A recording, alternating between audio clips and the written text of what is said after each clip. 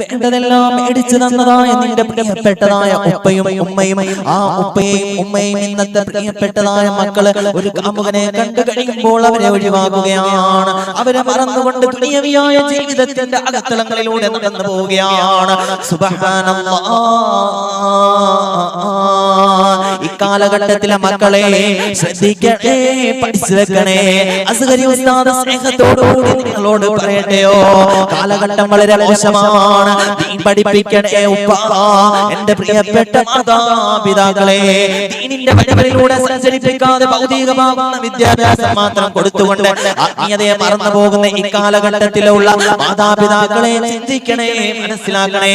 എത്രയോ മാതാപിതാക്കളെയാണ് ഇന്ന് വൃദ്ധസദനങ്ങളിലേക്ക് കൊണ്ടെത്തിക്കുന്നത്. അവിടേക്ക് നിങ്ങളൊന്ന് കടന്നു ചെല്ലണേ.